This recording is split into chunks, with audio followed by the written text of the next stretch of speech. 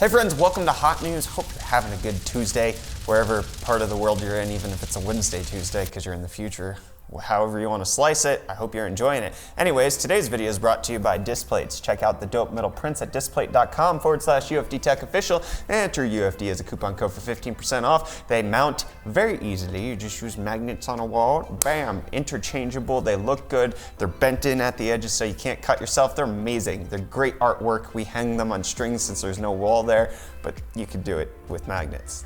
That's how the rest of the ones in the office are mounted. Anyways, let's get into today's hot news, which is gonna be talking a little bit about AMD for quite a bit. But this first article is actually quite interesting because it posits the idea that potentially AMD could be getting into another console market because they already have Xbox, they already have PlayStation, they already have Google Stadia. What's left for them to take over besides the Nintendo Switch? And what better way to do it than with their most recent partnership with Samsung, announcing that they're going to be making mobile GPUs together. So there seems to be a rumor going around the mill that Samsung and AMD are going to be partnering up to produce what could be this Nintendo Switch's successor SoC that powers the next generation console, which is pretty intriguing, especially when you add that together with the fact that Nintendo has been rumored to at least have started up production on 2 brand new versions of the Switch. Whether or not those are going to see upgraded to SoCs or that's going to be further on down the line remains to be seen, but there's at least supposedly a light version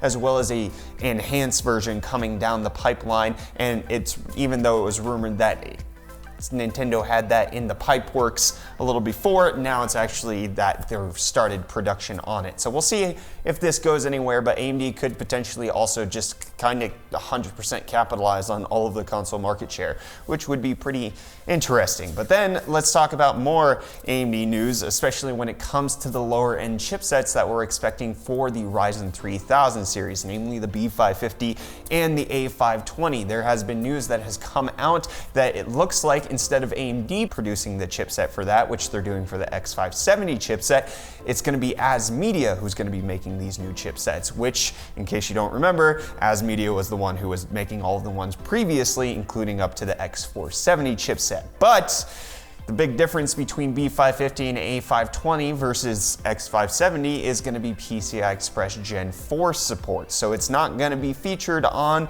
the new motherboard, which is a kind of a bummer. It's kind of a bummer. And especially since we're not going to be getting these until sometime in 2020, it looks like X570 is going to be the most expensive chipset board on the market for a while, and it's going to be your only option for getting PCI Express 4.0 if you indeed want that. Obviously, it doesn't matter for graphics cards. Really, at this point, it only matters for those NVMe drives, and then how many people actually need 15 gigabytes per second. Not very many. So we'll see. Does it really matter? Most people can handle 2 to 3 gigabytes per second. But that's not the only AMD motherboard news we have. Yes, because while X570 is the top of the line right now, there has been indication in some little BIOS dribs and drabs that they're actually going to be releasing an even higher end motherboard known as the X590, which is specifically going to be aimed at handling the Ryzen 9 chips that are going to be coming out, the 12 and 16 core 3900X and 3950X, and they're going to have specifications for the VRM layout and making sure that everything can power those power hungry chips and making sure that everything's delicious that way. And the X570 is going to be for Ryzen 7 and below, supposedly. How much more expensive AMD can make their motherboards remains to be seen, but considering the price of the X570 isn't going to be cheap, I doubt X590 is actually going to be something that's going to be appetizable, especially since there has been leaked pricing, at least from one retailer in one country, of what an entire range of X570 boards is going to be like. So if we look, Gigabyte's top of the line X570 looks to be about $830 adjusted before tax, and their lowest end is going to be $190. Same for MSI. Low end is going to be $190, high end is going to be $700, and then for Asus, the only ones that they have listed are all $450, so that's cool, which that doesn't make any sense. That's way too expensive.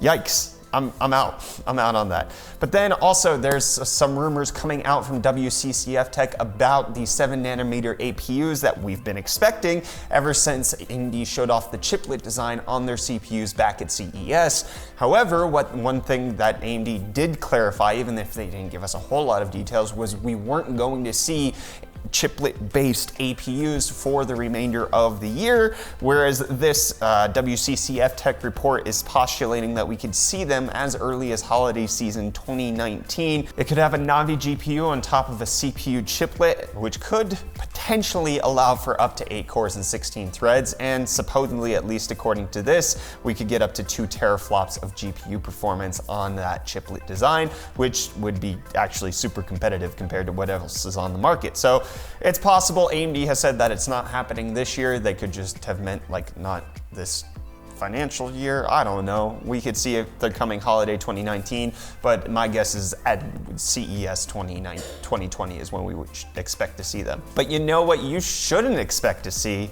Cyberpunk running well on your system anytime soon, because CD Projekt Red has finally unveiled what their demo system was to showcase the beautiful Keanu Reeves in his full ray tracing glory, and it's not attainable. I mean, so they had an 8700K, that's totally fine. Z370 is fine. 16 gigs of RAM running at 3000 megahertz, a 512 gig NVMe drive, 600 watt power supply. That all sounds good, except for the graphics. Whereas an RTX Titan. So that's $2,500 worth of graphics right there. And if that's what it's taking to run well right now, yeah, my PC can handle it. Well, college girl. But how is your Xbox One gonna handle that? How is your basic PlayStation 4 gonna? It's gonna look like trash. It's gonna be equivalent to The Witcher 3 on Switch.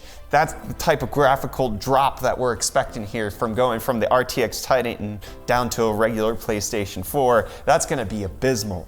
Dang, the fact that they were, like, I was expecting a 2080 Ti. At least then you're just like, okay, you know, it's the top of the, no, they went for the full RTX Titan to run all of that ray tracing. The next news story that we have is something that I didn't cover because I got sick over the weekend and I just kind of wanted to catch up on that, but that is that Google, when they were seeing that leaked images of the Pixel 4 were covering the internet, they were like, fine, you want to play that game? Here, we're just going to give you the gosh dang pictures. Well played, lads. Yeah, nice. Nice plan B, that. So Google not leaking it themselves because they can't leak something because it's the official company, so the only thing they could do is announce it. So they're announcing what was a leak, and everybody's calling it a leak, but it's not that. Anyways, it's kind of a weird design. It has this like little, I don't know, rectangle box thing on the back for the camera setup.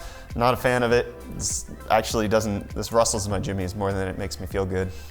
What do you guys think of the Pixel 4 design? Let me know down in the comments, but I'm not a fan. But then let's also talk about NVMe drives, because I talked earlier about X570 having PCI Express 4.0, and what we saw at Computex was the first generation of PCI Express 4.0 NVMe drives. They're running around 5 gigabytes per second. Well, apparently that's because they're held back by their controller, not necessarily the interface that they're on. So Phison has said that they're gonna be aiming to produce a 6.5 gigabyte per second capable controller for their SSDs by Q1 of next year. So just increasing it that little bit more, you know, just an extra 30%. Who, what? Okay, a 30% increase in 6 months. This is like Moore's Law level craziness that we're seeing right now. Let's talk about the Huawei US trade war thing that's been going on.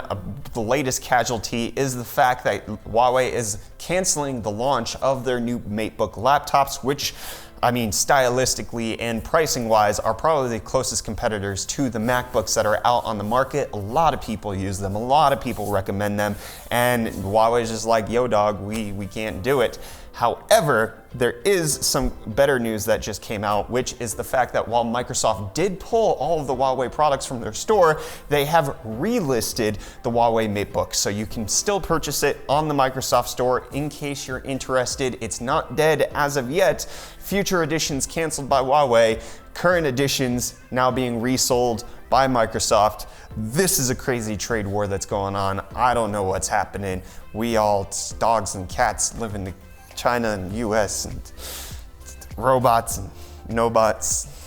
It's all a crazy world. Anyways, that's the end of hot news today. Let me know what was your favorite article down below in the comments. What do you think of AMD stuff? Do you think an AMD powered Switch is something that you want? Keen to hear from you down below. Hit the like button if you enjoyed the video. Get subscribed to stay up to date on all of our tech related content. Don't forget to check out our dope metal prints at displate.com/UFD Tech Official and enter the coupon code UFD to save 15% on your order. It's gonna be delicious. You should totally do it. Anyways, I'm Brett with the Hot News channel. Thank you so much for watching. I'll see you tomorrow for more news on tech stuff, more or less, and my ramblings. Love you too.